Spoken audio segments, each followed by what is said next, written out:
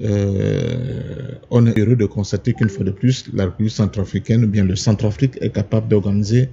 une consultation électorale. Là encore, c'est, je crois que 4 scrutins dans un, ce qui est quand même un exploit qu'on n'avait jamais vu dans ce pays. C'est quelque chose d'extraordinaire.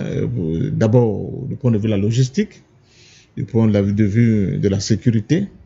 du point de vue de la convivialité des différents acteurs qui ont participé à cette élection. Il y a un fair play politique qu'on a eu à constater malgré l'adversité des uns et des autres, parce que nous sommes quand même dans une compétition. Tout cela est à mettre vraiment en l'honneur à la faveur du président Faustin Archange Touadéra, qui a su, par une manière de faire, par une certaine philosophie, par une certaine culture politique, à peser la situation et les tensions qu'il y avait au sein de ce pays, des tensions qui ont été, vous le savez pertinemment, construites, modélées et instillées par l'impérialisme occidental, dont français, en ce qui concerne la République centrafricaine, dont la France considérait le pays comme son garde-manger. Donc à partir de ce moment-là, il fallait beaucoup de travail, il fallait beaucoup de tact, il fallait beaucoup de diplomatie, il fallait aussi être capable de convaincre, n'est-ce pas, ces adversaires politiques pour les amener à comprendre que la Centrafrique a besoin d'une paix relative pour le bonheur et le bien de toutes ses filles et de tous ses fils. Maintenant, ceci a été possible parce que le président Faustin Archange Touadéra a eu à prendre des mesures très drastiques. Il a eu à faire des choix que beaucoup aujourd'hui, à l'époque, pensaient être de la folie, c'est-à-dire abandonner la France, risquer, abandonner la France, dire la vérité à la France, choisir un nouveau partenaire. Je vous rappelle que le premier grand accord politique et militaire entre un pays du précaré français et la Russie, c'est justement grâce au magistère du président Faustin Archange Touadéra en République centrafricaine. Les autres n'ont fait que suivre. Donc, le faire, mais surtout être capable d'enfin sortir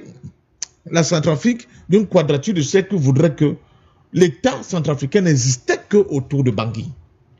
Et se lancer dans une opération de pacification du pays, au point où aujourd'hui c'est presque 90% du pays qui sont dans une pacification réelle et dans une paix qui peut permettre à ce que les élections puissent se tenir un peu partout. Je dis que ce bilan-là parle pour le président Faustin Archange Touadéra, mais aussi sa capacité à convaincre des opposants irréductibles qui ne voulaient, pour certains, ne voulaient même pas entendre parler de lui. Je ne veux pas citer les noms ici, parce que nous sommes toujours dans l'espace des élections, oui, mais qui ont accepté, d'accepter les règles du jeu, de compétir avec ces mêmes règles de jeu, et on espère que, troisièmement, ils seront capables de reconnaître le travail qui a été abattu et qui, à mon sens, est totalement en faveur du président Faustin Archange Touadéra, dont moi, l'issue de cette consultation électorale n'est pas du tout quelque chose qui émet un quelconque doute. Mais ce qui serait important, c'est de voir la capacité, une fois de plus, du président Faustin Archange Touadéra de tendre la main et à ceux qui ont perdu et à ceux qui l'ont combattu, même violemment, pour se positionner enfin comme le véritable leader, rassembleur de l'ensemble du peuple centrafricain, malgré les divergences, malgré les points de vue qui sont souvent opposés sur la gestion du pays et les choix politiques, économiques et sociaux que ce pays doit faire.